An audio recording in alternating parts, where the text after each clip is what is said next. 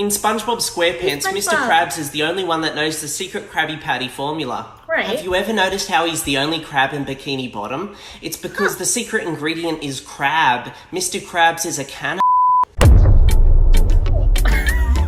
Okay, starting off real dark. Oh my gosh, that's creepy. So Mr. Krabs is the only crab in Bikini Bottom. And then he's the only one who knows a recipe. And then they're Krabby Patties. So like, if I'm doing the math here, that adds up to, yeah, that's up. Oh my god, that's so messed up. Why would they do this in a kid's show? Like, I get, like, you want to put those little, like, jokes in there to see if people get it, but, like, that's dark. Whoever thought of that, you're scary. Phil Lewis, who played Mr. Mosby on the Disney Channel, yeah, Mr. Mosby. you know this guy, was arrested in 1991 What? for manslaughter and drunk driving. Oh my god. He played innocent Mr. Mosby on The Sweet Life of Zack and Cody. Like, yes, he wasn't always nice to the boys, but I mean, like, that was the funny part of his character. Oh my gosh, so he was drinking and driving, which, like, obviously, number one rule, you don't drink and drive. Some people, they just get DUIs, but this is why you don't drink and drive. You can literally kill somebody. What you don't think about is, like, all those other people on the road that you're putting in danger by getting behind the wheel. For manslaughter, I'm pretty sure you, like, go to jail for quite a while, but I've seen him in something recently. I guess he didn't go away that long. I don't know. Like, I don't know about this case. I'm gonna have to look into it now, but I don't know how I already know. Have you ever wondered why you've never seen Andy's Toy father Story in the 1. movie Toy Story? Or why the majority of his toys are male? Well, it's because Andy's father died in a tragic car accident when Andy was younger, which is also why he spends so much time with his male toys. He's looking for a father figure. Okay, I'm just gonna, like, not believe that to be true because it's too sad. Like, yes, he does mostly have male toys, but I feel like when you're a kid, you mostly have, like, male toys if you're a boy and like, yeah, female toys if you're a girl. Like, I know when I was younger, I didn't have many male toys. So I don't know if that, I don't want to, I'm trying to make myself not believe this one, okay? So I'm just gonna, like, go with whatever I can go with. But he did have some female toys. He had, like, Bo Peep, and then he got Jessie, and then he had that little doll, Dolly, I believe her name was. So yeah, I'm just gonna believe that he had mostly male toys because he was a boy, and Andy's father just was away on a business trip or something, and he was never talked about because reality of what this guy's saying is just too much for my heart because I love Toy Story and I don't want to think about that. So yes, that's what we're gonna go with. Hey guys, welcome back to Kick Back and React. Today we are talking about lies that will destroy your childhood. Why are we talking about this? I don't know. Seemed like a good idea for a list. Is it going to be? I don't know. It could be pretty dark, pretty creepy, but we're about to find out, so let's get started. Did you ever play Ring Around the Rosie as a kid? Ring Around the Rosie. Well, that game isn't I so did. fun and innocent. Ring Around the Rosie was actually based off the plague. Pocket full of posies referred to roses in your pockets, which would hide the smell of decomposing bodies. Ashes referred to the cremated bodies whose ashes were spread around town. And then we all fall down meant death to everyone who got the plague. Oh my gosh. Never did I know, playing and singing this game and song when I was little, that this is what it meant. That is dark. Oh my gosh. Yeah, I don't think I'll be wanting my son to play this game. He's older. Hide your kids, hide your wife. Oh my gosh, that's so, I don't like that. Like, these people had on, like, friggin', like, gas masks. Oh, hide the smoke, decomposing bodies. Yeah, that's dark. Did you know that Nemo in Latin translates to nothing? There is a theory that believes exactly that. After the brutal death of his wife and children, Marlin fabricated Nemo in his imagination. And that's because he was in huge distress and he was trying to cope with their deaths. And when Nemo is taken, he does everything he can to get him back. And finally, in the end, Marlin learns to let go. If you watch the movie again, it will be hard not to see this theory. So I remember hearing about this, but I haven't watched the movie since I heard about it.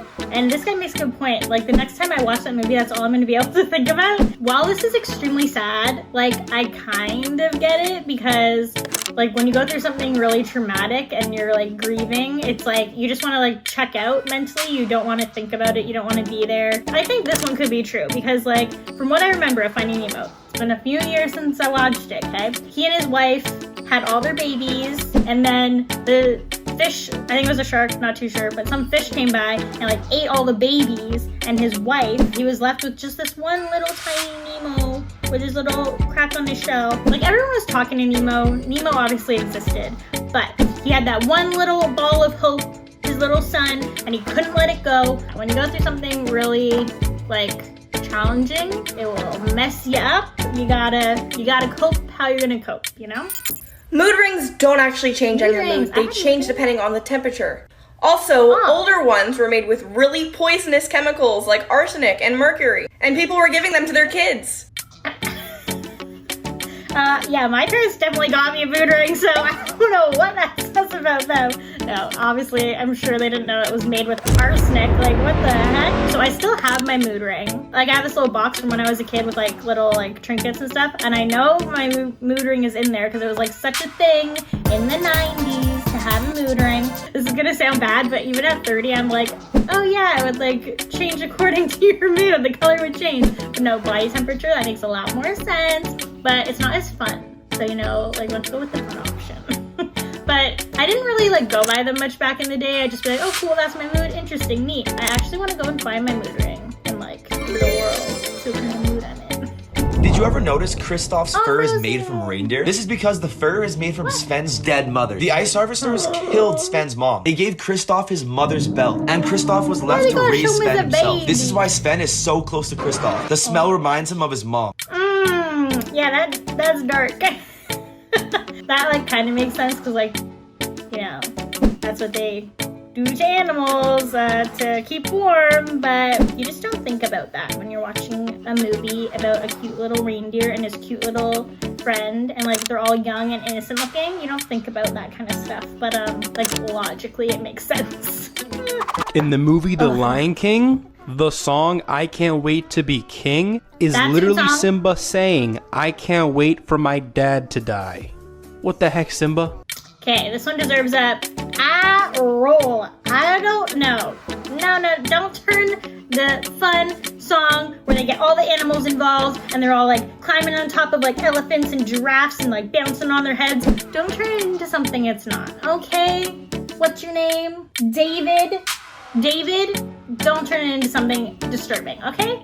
He was just singing a happy song with his little friend Nala that is very upbeat and very fun to sing and dance to, and we're gonna leave it at that. Did you ever wonder why Caillou is bald?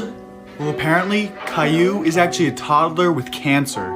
The reason his parents spoil him so much and allow him to go on so many adventures is because they want him to have happy memories. Oh my gosh, why are these so dark? Like, yes, things that ruin your childhood, but do they all have to be about, like, death? I didn't question why Caillou was bald. He liked a clean-shaven head, you know? That's it. It's not for any other reason, like an illness. Nope. It's just because he liked to feel the breeze against his scalp like a child would. No, I'm gonna just believe that, yeah, he just preferred to not have hair. I know that doesn't really make a lot of sense, but the opposing argument is not as friendly, so we're just gonna decide that this was his lifestyle choice.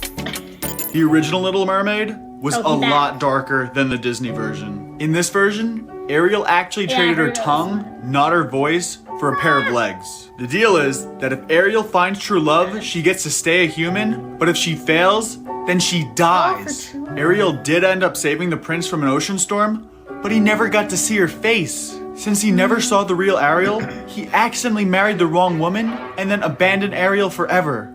Because of this, Ariel then drowns in the ocean, never to be seen again. Yeah, I heard about that one. It's, like, dark.